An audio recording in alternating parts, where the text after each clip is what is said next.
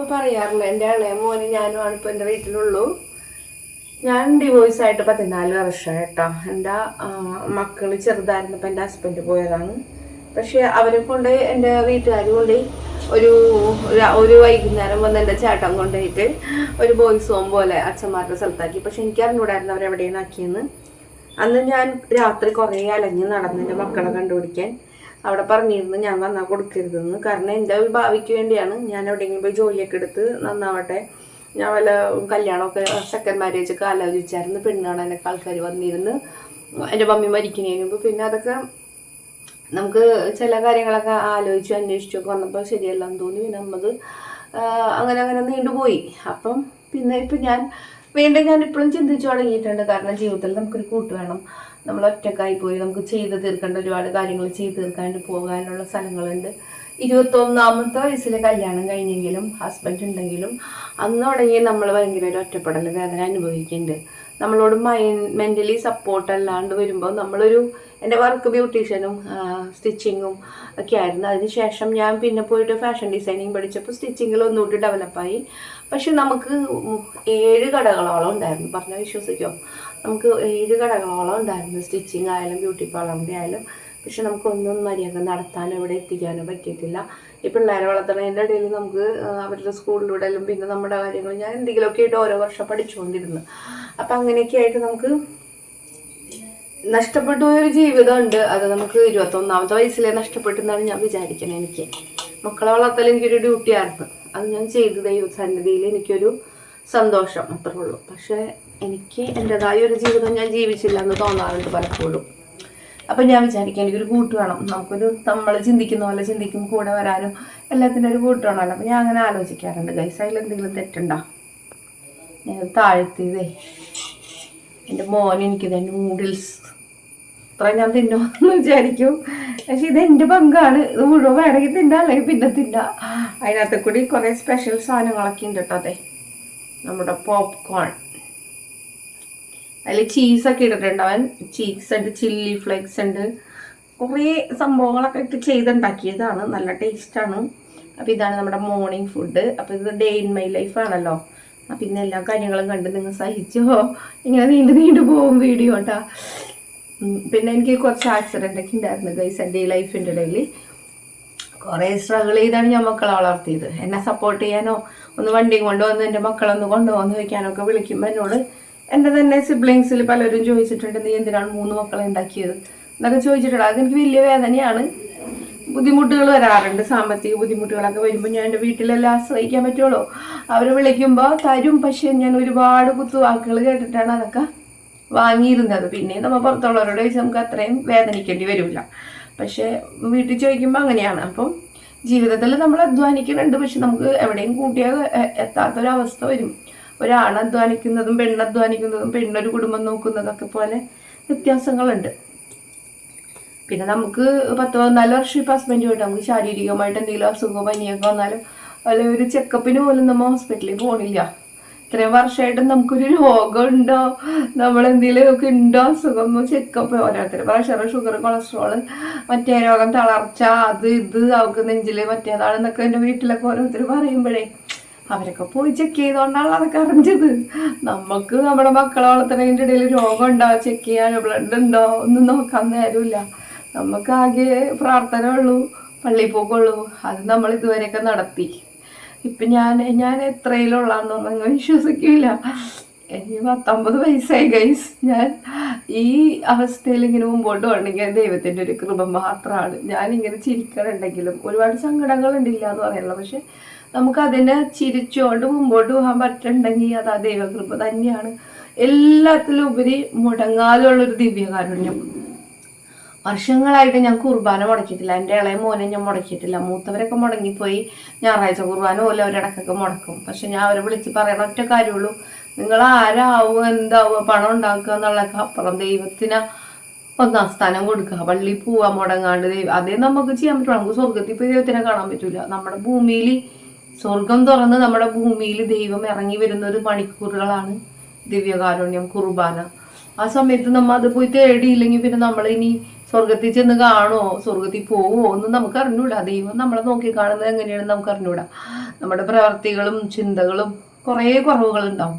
നമ്മൾ ബലഹീനരാണ്. പക്ഷെ ദൈവം നമ്മളെ നോക്കി കാണുന്നത് എങ്ങനെയാണെന്ന് നമുക്ക് അറിയാത്തതുകൊണ്ട് തന്നെ നമുക്ക് ആ നിത്യജീവൻ കിട്ടിയില്ലെങ്കിൽ പിന്നെ നമ്മൾ ജീവിച്ചിട്ട് അപ്പൊ ഈ ലോകത്തും ജീവിക്കണം, പരലോകത്തൊരു ജീവിതമുണ്ട്, അത് മറക്കാതെ വേണം ഈ ലോകത്ത് ജീവിക്കാൻ. അപ്പൊ നമ്മുടെ ഹെയർ ചലഞ്ച് എന്ന് പറഞ്ഞിട്ട് ഞാൻ തുടങ്ങിയ വീഡിയോ ആണ്.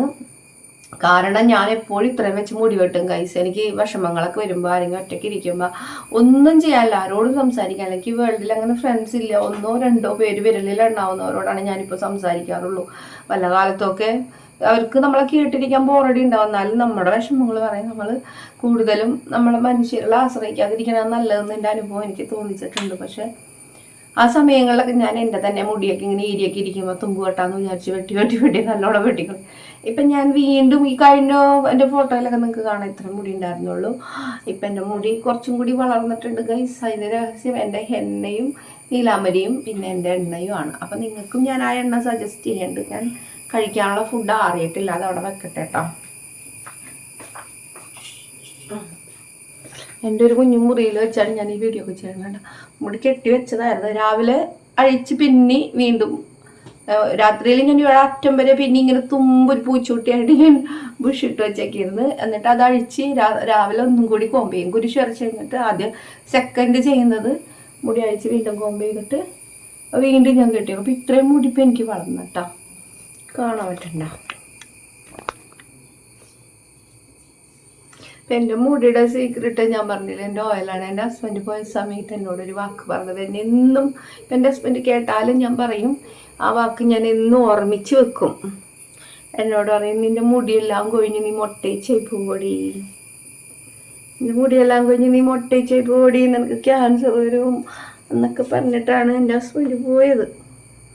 ആ ഒരു ദിവസം എനിക്ക് എത്രയൊക്കെ ഞാൻ കുമ്പസാരിച്ച് കുർബാന സ്വീകരിക്കേണ്ട അയാൾക്ക് വേണ്ടി പ്രാർത്ഥിക്കുന്നുണ്ട്. പക്ഷേ എനിക്ക് ആ ഒരു മൂമെൻറ്റിൽ ഉണ്ടായ സംഭവങ്ങളും എനിക്കുണ്ടായ മുറിവുകളും എന്നോട് സംസാരിച്ച വാക്കുകളും എനിക്ക് മറക്കാൻ പറ്റൂല. പൊറുക്കാൻ പറ്റും, ഞാൻ പുറത്ത്, പക്ഷെ പ്രാർത്ഥിക്കുന്നുണ്ട്.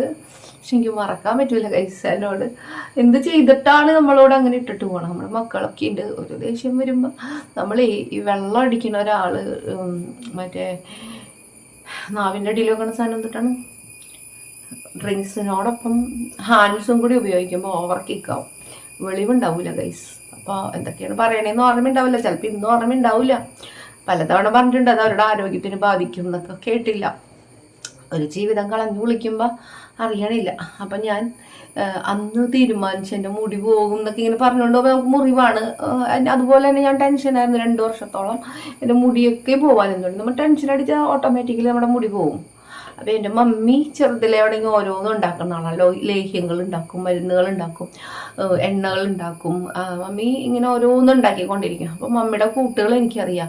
അതിനകത്തൊരു 25ഓളം ഇൻഗ്രീഡിയൻസ് ഉണ്ടായിരുന്നു. പക്ഷേ നിങ്ങൾ പറഞ്ഞാൽ വിശ്വസിക്കില്ല, ചെറിയ ചെറിയ ചെറിയ ചെറിയ മരുന്നുകളായിരിക്കും. പക്ഷെ അതെല്ലാം മുടിക്ക് ഇന്ന കാര്യത്തിന്, സ്കിന്നിന്, നമ്മുടെ ഓൾ ബോഡിക്ക്, നമ്മുടെ വെയിൻ, നാടിഞ്ഞരമ്പുകൾക്ക്, മസിൽസിനൊക്കെ ഗുണം ചെയ്യുന്ന പല ഓയിലുകളും മസാജ് ഹെയർ ഓയിൽ ഉൾപ്പെടുത്തുമ്പോൾ അത് നമ്മുടെ തലയിൽ മസാജ് ചെയ്യുമ്പോൾ നമ്മുടെ ഓൾ ബോഡിയിലേക്ക് അതിൻ്റെ എഫക്റ്റ് കിട്ടും. അപ്പം ഞാൻ ആ ഓയിലാണ് ഞാൻ ഉണ്ടാക്കി കണ്ടുപിടിച്ച്, സത്യത്തിൽ ഞാൻ ആ ഒരു ഇൻസിഡൻറ്റോടുകൂടി ഒരു പുതിയ ഉൽപ്പന്നം ഉണ്ടാക്കാൻ പഠിച്ചു. അതിന് അയാൾക്ക് ഞാൻ നന്ദി പറയണം, ക്രെഡിറ്റ് അയാൾക്ക് ഞാൻ കൊടുക്കുന്നുണ്ട്.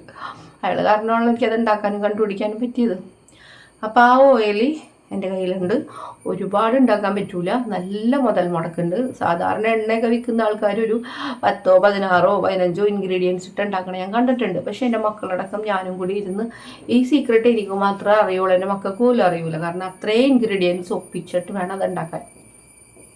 അത് വൈകിട്ടൊരു 6 മണിയൊക്കെ ആകുമ്പോൾ ഞാൻ ജോലിയൊക്കെ കഴിഞ്ഞിട്ട്, എപ്പോഴും ഉണ്ടാക്കാനും പറ്റില്ല, അത്രയും ചിലവുണ്ട്. അത്രയും മരുന്നുകൾ കണ്ടുപിടിച്ച് ഞാനത് ഉണ്ടാക്കാൻ തുടങ്ങിയിട്ട് വെളുപ്പിന് വരെ ഞങ്ങൾ ഉറക്കമൊഴിച്ചിരുന്ന് കത്തിച്ചിട്ട്, പിന്നെ അത് ചട്ടിയിൽ തന്നെ ഒരു 3-4 ദിവസം, അതായത് വലിയ വാർപ്പ് പോലത്തെ വാടക എടുത്തിട്ട് അതിനകത്ത് ഒരു ദിവസമോ 2 ദിവസമോ 3 ദിവസമൊക്കെ ആറി ആ ചട്ടി തണുത്ത് കൊറ്റൻ അതിൽ തന്നെ വെക്കും. എന്നിട്ടാണ് അരിച്ചെടുത്ത് നമുക്ക് കുപ്പിവെള്ളമൊക്കെ ആക്കണത്. പിന്നെ ഭയങ്കര തിക്ക് ഫോമാണ്. അതായത് കാച്ചി കുറുക്കി എന്നൊക്കെ പറയണത് കറക്റ്റ് അതാണ്. അത് നമുക്ക് ഒരാൾക്ക് കൊടുക്കാനുള്ള എളുപ്പത്തിൽ വലിയ ബോട്ടിൽ തേടണ്ട, ചെറിയ ബോട്ടിൽ മതിയല്ലോ. അപ്പോൾ നമ്മൾ കാച്ചി കുറുക്കി എടുക്കാവുന്ന അളവിൽ കൊടുക്കുമ്പോൾ പാർസൽ ചെയ്യാൻ, എനിക്ക് കൊറിയർ ചെയ്യാൻ എളുപ്പമാണ്. അല്ലെങ്കിൽ എൻ്റെ കൊറിയർ ചാർജൊക്കെ കൂടും ഗൈസ്. അപ്പോൾ ഞാൻ ആ ഓയിലാണ് ഉണ്ടാക്കിയേക്കണം. പിന്നെ അതിന് 2000 രൂപ വരും ഒരു ബോട്ടിലിന്. അപ്പോൾ എല്ലാവർക്കും താങ്ങാൻ പറ്റണില്ല. അപ്പം ഞാനത് ഇപ്പോൾ കുറച്ചിട്ടുണ്ട്, 1500 ആക്കി. ഒറ്റയടിക്ക് 500 രൂപ കുറക്കുമ്പോൾ എനിക്ക് ഒരുപാട് നഷ്ടമുണ്ട്. കാരണം ഒരു 40 ഇൻഗ്രീഡിയൻസ് എന്ന് പറയുമ്പോൾ അതിൽ ഇലയുണ്ട്, വേരുണ്ട്, കായ്കളുണ്ട്, ഒരുപാട് വെള്ളമുള്ള കായ്കളൊക്കെ ഉണ്ട്. അപ്പോൾ ഇതെല്ലാം ഒന്ന് വഴണ്ട് പിന്നെ അത് കൊറ്റനാവണമെങ്കിൽ ശരിക്കും ക്രിസ്പി ആവണമെങ്കിൽ നല്ലോണം എണ്ണ വലിക്കും.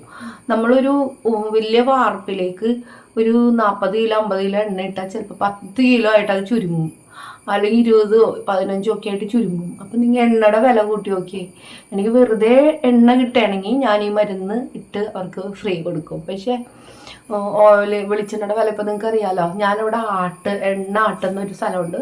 അതായത് നമ്മുടെ കാടുകുറ്റിയിലോട്ട് വരുമ്പോൾ ഒരു പമ്പുണ്ട്. ആ പമ്പിൻ്റെ അപ്പുറത്തൊരു വെളിച്ചെണ്ണ ആട്ടുന്ന മില്ലുണ്ട്. അവിടെ നിന്നാണ് ഞാൻ ആ എണ്ണ വാങ്ങി ഉണ്ടാക്കിയത്. അപ്പോൾ നമുക്ക് ഈ എണ്ണ മുതലിക്കൂല ഗൈസ്. പിന്നെ ഇത്രയും മരുന്ന് പറമ്പിൽ നിന്ന് വെറുതെ കിട്ടണതല്ല.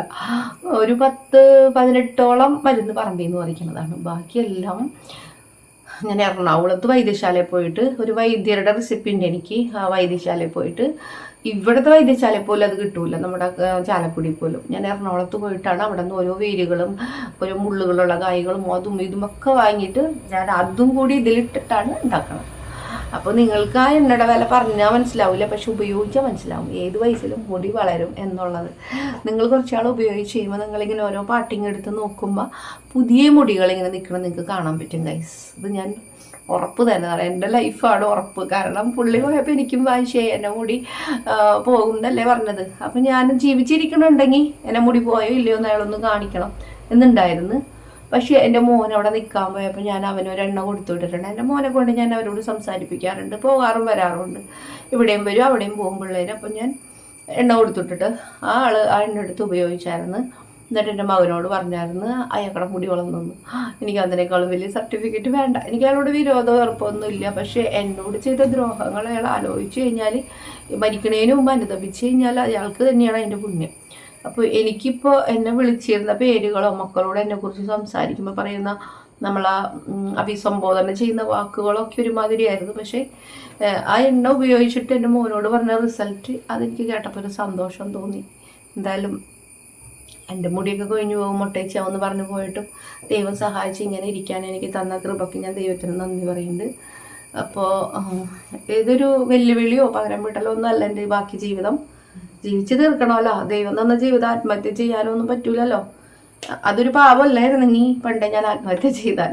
ആത്മഹത്യ ഒരു പാപമല്ലായിരുന്നെങ്കിൽ, കാരണം എനിക്ക് ലൈഫ് മടുത്തിട്ട് ഒരുപാട് വർഷങ്ങളായി. ആർക്ക് വേണ്ടി എന്തിനു വേണ്ടി ഒരു തോന്നലൊക്കെ വന്നിട്ട് നമ്മൾ മക്കളെ വളർത്തിക്കൊണ്ട് വന്നിട്ട് മക്കൾക്കും ഒരു സമയം കഴിഞ്ഞ് കഴിയുമ്പം തിരക്കാണ്. അവരെ പറഞ്ഞിട്ട് കാര്യമില്ല. അവരുടെ ജീവിതം, ജോലി, കാര്യങ്ങൾ, പഠനം, അവരുടെ ഫ്രണ്ട് സർക്കിൾ വളരും. അപ്പോൾ നമ്മളൊരു അധികപ്പറ്റാവും. അല്ലെങ്കിൽ നമ്മൾ ആലോചിക്കാനും നമ്മളോട് സംസാരിക്കാനും അവർക്ക് സമയമില്ലാതാവും. അല്ലെങ്കിൽ ഫോണും കൊണ്ട് അവരുടെ റൂമിലായിരിക്കും. അല്ലെങ്കിൽ ആഴ്ചയിൽ ഒരു കാണാൻ വരുമ്പോൾ ഒക്കെ ഉള്ള നമുക്കൊരു ഒറ്റപ്പെടൽ വന്നു തുടങ്ങി. കാരണം നമ്മുടെ ലൈഫിൽ നമ്മൾ അവർക്ക് വേണ്ടിയാണല്ലോ ജീവിച്ചത്, നമ്മൾ വേറൊരാളെ കൂടെ കൂട്ടിയില്ല. അപ്പോൾ നമുക്ക് ആ ഒറ്റപ്പെടൽ വന്നു തുടങ്ങി. അപ്പോൾ ഞാൻ ആലോചിക്കാറുണ്ട് പ്രപ്പോസലൊക്കെ. ശരിയാണോ തെറ്റാണോ എന്ന് എനിക്ക് അറിഞ്ഞുകൂടാ. ഒരു പെണ്ണല്ലായിരുന്നു ഞാൻ ആലോചിക്കൂലായിരുന്നു. പക്ഷേ സമൂഹത്തിൽ നിന്ന് നേരിടുന്ന ചില പ്രശ്നങ്ങൾ, നമുക്ക് രാത്രികളിലൊക്കെ ഒറ്റയ്ക്ക് ഉറങ്ങാൻ പറ്റില്ല. നമ്മുടെ വീട്ടിലൊക്കെ പരിസരത്തൊക്കെ മുകളിൽ ടെറസ് മേലൊക്കെ പല ആളനക്കങ്ങളൊക്കെ കേൾക്കുമ്പോൾ നമുക്ക് തോന്നും കൂടെ ഒരാളുണ്ടായിരുന്നെങ്കിൽ എന്ന് ആഗ്രഹിക്കും. ഞാൻ ദൈവത്തിനോട് പറയാറുണ്ട്, ദൈവം എനിക്ക് ചേർന്നൊരു ഇണയെ നൽകും എന്ന് പറഞ്ഞിട്ട്. എൻ്റെ കല്യാണത്തിൻ്റെ അന്ന് എൻ്റെ കഴുത്തിൽ കെട്ടിയ താലി പൊട്ടിപ്പോയി ഗൈസ്. നമ്മളുടെ കൈകളും മനസ്സും പരിശുദ്ധമായിട്ട് വേണം നമ്മളൊരു കല്യാണ ചടങ്ങിലേക്ക് കടക്കാൻ. നമ്മളെ കല്യാണം കഴിക്കാൻ പോകുന്നാലും നമ്മളും ഒരു ജീവിതത്തിലേക്ക് കടക്കുമ്പോൾ കഴിഞ്ഞ കാലം എന്തും ആയിക്കോട്ടെ, പക്ഷേ അത് ഞങ്ങളുടെ ക്രിസ്തീയ ജീവിതത്തിൽ കുമ്പസാരിച്ച് കുർബാന സ്വീകരിച്ച് വിശുദ്ധിയോടെ വേണം ഒരു വിവാഹ ജീവിതത്തിലേക്ക് കടക്കാൻ. എന്നെക്കാളും അത്യാവശ്യം വയസ്സ് നന്നായിട്ട് ഏജ് ഉണ്ടായിരുന്നു. പക്വത ഇല്ലാഞ്ഞിട്ടോ പേടിയോ ഒന്നും വരേണ്ട ആവശ്യമില്ല. ജീവിച്ച് പക്വത ഉള്ള ഒരാളാണ്. അപ്പം താലി കെട്ടുമ്പോൾ പൊട്ടിപ്പോവാന്ന് പറഞ്ഞാൽ അതൊക്കെ അപൂർവമല്ലേ. എന്നിട്ട് ഞാൻ ഇങ്ങനെ പിടിച്ചുകൊണ്ട് താഴെ വീണില്ല. വീണ്ടും ആ ചരടെടുത്ത് ചരടിലാണ് അതിങ്ങനെ 4 പവൻ്റെ 3 പവൻ്റെ മാലയായിരുന്നു. 3 പവൻ്റെ മാല താലിമാല. അത് മലത്തെ വെയിറ്റ് ഒരു 8-6 പിരി ചരട് 12 കോടിയുടെ നൂലും മേലാണ് ഈ മാല. എന്നിട്ട് താലി എന്നാൽ പിന്നെ താലി മാത്രം പുറത്ത് കെട്ടിയാൽ മതിയായിരുന്നു, മാല പിന്നെ ഇട്ടാൽ മതി കഴുത്തിൽ കിടന്നിട്ട്. ആരോ പറഞ്ഞു കൊടുത്ത പൊട്ടത്തരം. ഒരു 3 പവന്റെ മാലയും താലിയും കൂടി ഒരു നൂലുമ്മ കോർത്തിട്ട് ആ നൂല് കയ്യിൽ നിന്ന് കിട്ടുമോ? ഇത് കയ്യിൽ നിന്ന് കിട്ടുമോ? അല്ല, പൊട്ടിപ്പോയി. പുള്ളി ഇങ്ങനെ കെട്ടി വലിച്ചപ്പോൾ പുള്ളിയുടെ കസിൻ സിസ്റ്റർ ബാക്കിൽ നിന്ന് എൻ്റെ മുടി നെറ്റൊക്കെ ഇങ്ങനെ പൊക്കി പിടിച്ച് തന്നെ ഉണ്ടായിരുന്നു. പക്ഷേ നമ്മളോട് ഈ കല്യാണം, ഈ മംഗളകർമ്മത്തിൽ മനസ്സറിഞ്ഞ് സപ്പോർട്ട് ചെയ്യുന്ന ഒരാളായിരിക്കണം പുറകിൽ നിൽക്കണത്. മുമ്പേ എന്തെങ്കിലും ഇഷ്ടങ്ങളോ സൗഹൃദങ്ങളോ ഒക്കെ ഉണ്ടായിരുന്നെങ്കിൽ അങ്ങനെയുള്ള ഒരാൾ നമ്മുടെ പുറകെ നിന്നിട്ട് സപ്പോർട്ട് ചെയ്യുമ്പോൾ അവരുടെ മനസ്സിൽ ഒരു കല്യാണം, പുതിയ ഒരാളെ കെട്ടാൻ പോകുന്നൊക്കെ പറയുമ്പോൾ എനിക്ക് തോന്നണില്ല. ചെറിയൊരു കുശുമ്പ.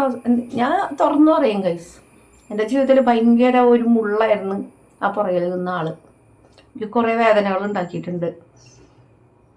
നമുക്കൊരു ഹസ്ബൻഡിന് നമുക്ക് പരിചയമില്ല, പുതിയൊരു ജീവിതത്തിലോട്ട് കിടക്കുകയാണ് നമ്മൾ. ആദ്യ രാത്രി അല്ലെങ്കിൽ ആദ്യ ദിവസങ്ങൾ അയാളെ പഠിക്കുകയാണ്. ആ സമയത്തൊക്കെ ആ സ്ത്രീ നമ്മുടെ ജീവിതത്തിൽ ഒരുപാട് കോളിളക്കങ്ങൾ ഉണ്ടാക്കിയിട്ടുണ്ട്. അതിൽ നിന്ന് നമ്മൾ മനസ്സിലാക്കി മുന്നേ ഇവർ ഭയങ്കര ചങ്ക് ഫ്രണ്ട്സ് ആയിരുന്നു. അങ്ങനെ ഒരാൾ പുറകിൽ നിൽക്കുമ്പോൾ നമ്മുടെ താലി കെട്ടാൻ മുടിയൊക്കെ ഇങ്ങനെ മുക്കി പിടിച്ച് വരുമ്പോൾ ആ താലി പൊട്ടിയില്ലെങ്കിലേ അത്ഭുതമുള്ളൂ. ജീവിതം അതുപോലെ കോഞ്ഞാട്ടയായിരുന്നു. കോഞ്ഞാട്ടയെന്ന് പറഞ്ഞാൽ മരണം ഒരുപാട് തവണ ഞാൻ അതിജീവിച്ചിട്ടുണ്ട്. നമ്മളെ തന്നെ പല രീതിയിലും പറയുമ്പോൾ ആക്സിഡൻ്റലി മരണമാണെന്ന് തോന്നിക്കുന്ന രീതിയിൽ നമ്മളെ പല തവണ മരണത്തിലേക്ക് നയിക്കുന്ന രീതിയിലുള്ള പെരുമാറ്റങ്ങൾ പുള്ളിയുടെ വശത്തുനിന്ന് ഉണ്ടായിട്ടുണ്ട്. അപ്പോഴൊക്കെ ഞാൻ വിചാരിക്കാം, എന്നെ കൊന്നു കളഞ്ഞിട്ട് എന്ത് നേടും, എൻ്റെ മക്കൾക്ക് അമ്മയില്ലാണ്ടാവും. പക്ഷെ എൻ്റെ ദൈവം അവിടെയല്ല എന്നെ കാത്ത്. എനിക്കിത് ഈ ലോകത്തിലോട് പറയണമെന്നുണ്ട്. കാരണം എൻ്റെ വീട്ടുകാർ പോലും അറിയണില്ല. ഓരോ തവണയും വണ്ടിമേൽ നിടുമ്പോഴും നമ്മൾ ഗർഭിണിയായിരിക്കുമ്പോൾ നമ്മളെ വണ്ടിമേൽ നിടും റോട്ടിൽ തള്ളിയിടുന്നതും. ഞാൻ ഒറ്റയ്ക്ക് എൻ്റെ വീട്ടിൽ നിന്ന് ഒരു ദിവസം വണ്ടി എടുത്ത് എനിക്കൊരു കടയുണ്ട്, ഞാൻ കടയിലോട്ട് പോകാൻ ഇറങ്ങുമ്പോൾ എന്നെ ഒരു വണ്ടി അടിച്ചിട്ട് അവിടെയുള്ള കുടുംബശ്രീ ചേച്ചിമാരൊക്കെ ഓടി വന്നു. എന്നിട്ട് അവർ പറയേണ്ടത് ഇയാളാണ് വണ്ടി ഇടിച്ചിട്ടേന്ന്. ഞാൻ നോക്കുമ്പോൾ എൻ്റെ ഹസ്ബൻഡാണ്.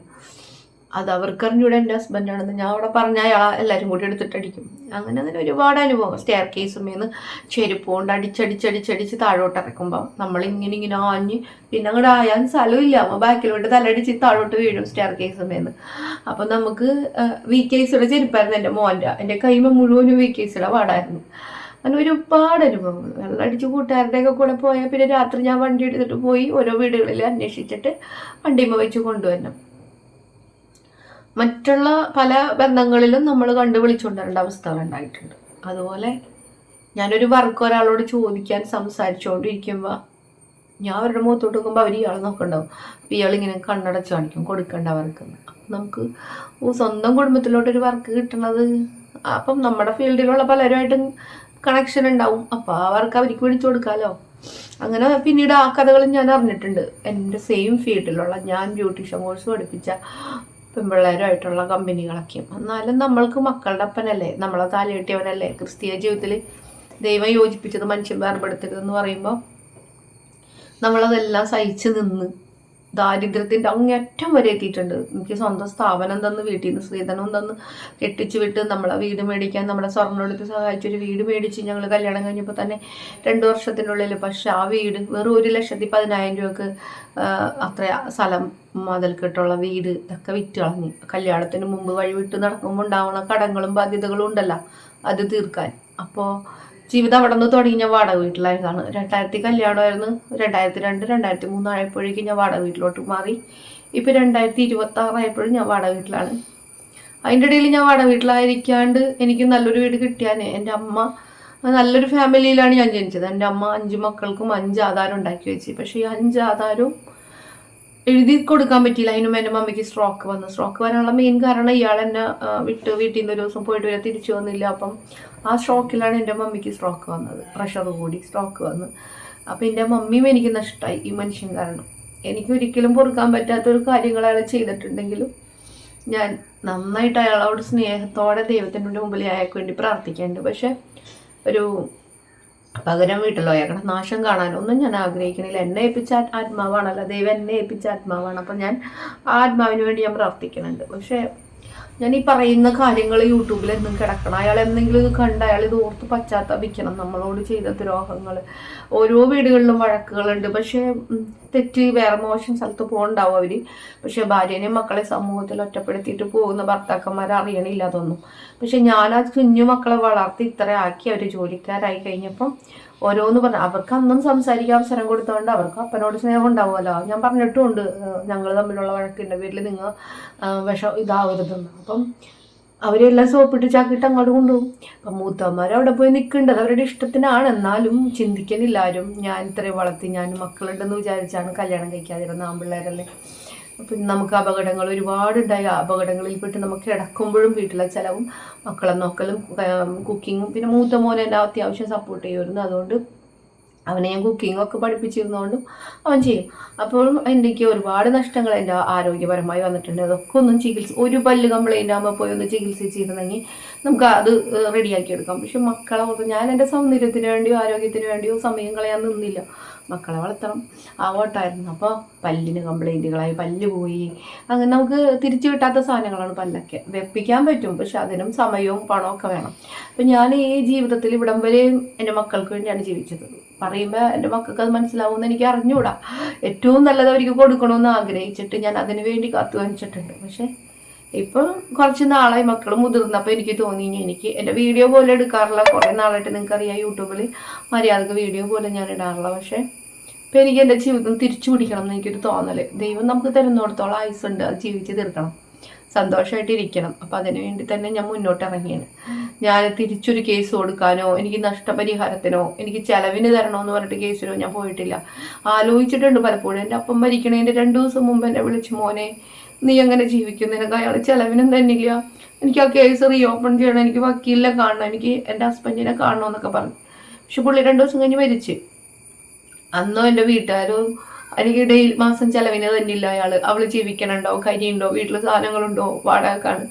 ഇന്ന് വരെ എന്നോട് വീട്ടിൽ അരിയുണ്ടോ, വാടക കൊടുക്കാൻ പൈസ ഉണ്ടോ ചോദിച്ചിട്ടില്ല. പക്ഷെ ഞാൻ ചോദിക്കും, എനിക്ക് വട്ടത്താണ്ടാവുമ്പോൾ ഞാൻ ഒരു 1000-500 ചോദിക്കുമ്പോൾ അതിനും കുറേ കുത്തുവാക്കുകൾ കേട്ടിട്ട് തരാതിരിക്കൂല. എൻ്റെ മൂത്തേട്ടൻ എന്നെ ഒരുപാട് സപ്പോർട്ട് ചെയ്തിട്ടുണ്ട്, ഇളയാളും തന്നിട്ടുണ്ട്. പക്ഷെ നന്നായിട്ട് എന്നെ വേദനിപ്പിച്ചിട്ടാണ് ഇളയാളും മൂത്താളും തരുന്നത്. അതിൽ ഏറ്റവും കൂടുതൽ ഇളയാളെ എന്നെ ദേഹോപദ്രവം പോലും ചെയ്തിട്ടുള്ളത് എൻ്റെ ഇളയ അനിയനാണ്. പിന്നെ നമ്മൾ ആ നാണം കെടുത്തി അന്യരോട് സംസാരിക്കണം, അവരൊക്കെ സംസാരിക്കും. നാണം കെടുത്തി നമ്മളോട് അന്യരോട് സംസാരിക്കണം, അവരെ സംസാരിക്കും. അപ്പം അവർക്കുണ്ട് വീട്ടിലൊരു പെണ്ണ്, അതായത് വൈഫുണ്ട്. അവർക്ക് എന്തെല്ലാം ആരോഗ്യപരമായ കാര്യങ്ങൾ ആവശ്യങ്ങൾക്ക് അവൻ കൊണ്ടു നടക്കുന്നുണ്ട്. നമ്മളെ കൊണ്ടുനടക്കാനും ആരുമില്ല, നമ്മുടെ ആവശ്യങ്ങൾ അന്വേഷിക്കാനും ആരുമില്ല. പക്ഷെ നമ്മൾ എല്ലാം നിറവേറ്റിയിട്ട് എവിടെയെങ്കിലുമൊക്കെ ഒന്ന് ഒക്കാണ്ട് വരുമ്പോഴാണ് അവരോട് ചോദിക്കുന്നത്. എൻ്റെ മക്കൾക്ക് ഇഷ്ടമല്ല അവരോട് ചോദിക്കുന്നത്. അവർ പറയും അമ്മനോട് പറഞ്ഞിട്ടില്ല അവരോട് ചോദിക്കരുതെന്ന്. അവർക്ക് അത്ര ഉള്ളു. ഇവരൊന്ന് നന്നായിട്ട് അനുഭവം കൊണ്ട് പഠിച്ചിട്ടുള്ളതാണ്. പക്ഷേ മക്കൾക്കും എത്തിക്കാൻ പറ്റാത്ത സമയങ്ങളിൽ ഞാൻ ചോദിക്കും. എനിക്ക് ചോദിക്കാൻ അവകാശം ഉണ്ടല്ലോ, കാരണം എനിക്ക് തരാനുള്ള സ്വത്ത് അവരുടെയൊക്കെ കയ്യിലാണ്. 5 ആധാരം ഒരമ്മ ഉണ്ടാക്കി വെച്ചിട്ട് അത് പലവരുടെയും കയ്യിൽ 2-3 ആധാരമുണ്ട്. ചിലവരത് നിർബന്ധപരമായിട്ട് എനിക്കെന്ന് പറഞ്ഞ് തന്ന, എനിക്ക് വീട് പണിത് തുടങ്ങിയ ഒരു പറമ്പിൻ്റെ ആധാരം ഒന്ന് പണയം വെക്കാനെന്നും പറഞ്ഞ് വാങ്ങിച്ചുകൊണ്ട് പോയി. അവർക്ക് അന്നേരത്തെ അത് പണയം വെക്കേണ്ട ഒരാവശ്യമില്ല. അവരുടെ വീട് പണി നടക്കുമ്പോൾ അവരുടെ ഹസ്ബൻഡ് ഗൾഫിലാണ്. അവർക്ക് അവിടെ നിന്ന് വേണ്ടത് ഉണ്ടാക്കി വീട് പണിയാനുള്ള അവസ്ഥകളൊക്കെ ഉണ്ട്. വെറും ചെറിയൊരു എമൗണ്ടിനാണ് അവർ വെച്ചത്. അതെടുത്ത് തരാൻ പെട്ടെന്ന് സാധിക്കും. പക്ഷെ ആധാരം മമ്മിയുടെ കയ്യിൽ ഇരിക്കരുത്, മമ്മി എനിക്ക് എഴുതി തരരുത്. പക്ഷെ ഇതിൻ്റെ പുറകിൽ എൻ്റെ ചേട്ടൻ്റെ എന്ന് പറയാനുള്ള പുറത്തുനിന്ന് നമ്മുടെ വീട്ടിലേക്ക് കല്യാണം കഴിച്ച് വരുന്ന പലരും ഉണ്ടാവുമല്ലോ, അവരൊക്കെയും കുറേ കളികൾ കളിച്ചിട്ടുണ്ട്. കാരണം എനിക്ക് മമ്മി ആധാരം എഴുതി തരാൻ പോകണം, അടുത്താഴ്ച മോനിങ്ങാട് വാട്ടാന്ന് പറയുമ്പോൾ ഇത് കേട്ടുകൊണ്ടിരിക്കണവര് വീട്ടിലെ മറ്റ് സിബ്ലിങ്സിനെ വിളിച്ചറിയിക്കും. അപ്പം അവർ വന്നുകൊണ്ട് ഈ ആധാരം പണയം വെക്കാൻ വേണ്ടി അങ്ങനെ തമ്മിൽ കുറേ കളികളൊക്കെ എൻ്റെ വീട്ടിൽ നടന്നിട്ടുണ്ട് ഗൈസ്. ഞാൻ വചനം വായിക്കുമ്പോൾ സങ്കടത്തോടെ, ഏത് കൂടപ്പറപ്പാണെങ്കിലും ഇങ്ങനെ ചെയ്യൂല. അപ്പം ഞാൻ സങ്കടത്തോടെ വചനം വായിക്കും. ഈശോനോട് പറയും, നിന്റെ സഹോദരങ്ങൾ നിനക്കെതിരെ ഗൂഢാലോചന നടത്തുന്നു, നിന്റെ പിതൃഭവനം പോലും എന്നൊരു വചനം എനിക്ക് കിട്ടി. എൻ്റെ അപ്പം പോലും മരിച്ച് തലയുടെ മുകളിലേക്കാണ്. പക്ഷെ ഞാൻ പറയും, ഞാൻ ഒരു ദിവസം ഫോൺ ചെയ്ത് കട്ട് ചെയ്യുമ്പോൾ ഫോൺ കട്ടാക്കിയിട്ടില്ല അവിടെ. പുള്ളിക്കാരൻ വയസ്സനായതുകൊണ്ട് തന്നെ പുള്ളിക്കാരൻ അതിൻ്റെ കാര്യങ്ങൾ അറിഞ്ഞുകൂടാ. പക്ഷെ ഞാനിങ്ങനെ സ്നേഹത്തോടെ അത് വീണ്ടും ചുവട്ടിൽ വെച്ചുകൊണ്ടിരിക്കുമ്പോൾ അവിടെ പറയുന്ന സംസാരങ്ങൾ ഞാൻ കേട്ടു. എൻ്റെ അപ്പനാണെങ്കിലും ഈ ഓരോ മക്കളോട് കൂടുമ്പോൾ അവരോട് കുറച്ച് ഇമ്പ്രസ് ചെയ്ത് സംസാരിക്കും അപ്പോൾ അവരുടെ അടുത്തല്ലേ നിൽക്കണം. അപ്പോൾ അവരുടെ സ്നേഹം പിടിച്ച് കിട്ടാൻ വേണ്ടി നമ്മുടെ കുറ്റങ്ങൾ പറഞ്ഞായിരിക്കും അവിടെ സംസാരിക്കണത്. അതൊക്കെ കേൾക്കുമ്പോൾ നമുക്ക് നന്നായിട്ട് ചങ്ക് വളഞ്ഞിട്ടുണ്ട്. ഞാൻ എൻ്റെ ലൈഫിൽ എൻ്റെ ഏറ്റവും അടുത്ത രക്തബന്ധങ്ങളെല്ലാം തിരിച്ചറിഞ്ഞിട്ട് ജീവിക്കണമാണ്. പക്ഷെ നമുക്ക് പൊറുക്കാൻ പറ്റും, മനുഷ്യനല്ലേ ക്ഷമിക്കാൻ പറ്റുള്ളൂ.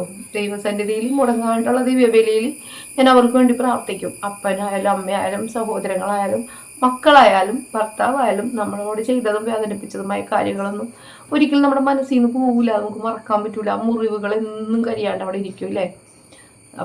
അപ്പം ഞാനിപ്പോൾ വന്നത് ഹെയർ കെയറിങ് വീഡിയോ ആയിട്ടാണെങ്കിലും എനിക്ക് കുറച്ച് കാര്യങ്ങൾ പറയാൻ തോന്നി. ഇത് ലൈഫ് സ്റ്റോറി ആയിട്ട് തന്നെ ഇടണം. ഞാൻ ലൈഫ് സ്റ്റോറി സ്റ്റാർട്ട് ചെയ്തില്ലേ, അതിൻ്റെ ബാലൻസ് ആയിട്ട് ഞാൻ ഇതിടും. ഇനിയിപ്പോൾ നിങ്ങൾക്ക് സമയമുണ്ടോ കാണാമെന്ന് എനിക്ക് അറിഞ്ഞുകൂടാ. എന്നാലും ഞാൻ എൻ്റെ ഓയിലിൻ്റെ കാര്യങ്ങൾ കണ്ടിന്യൂസ് ആയിട്ട് പറയുന്നതായിരിക്കും. അപ്പം നമുക്ക് ബാക്കി കാണാം.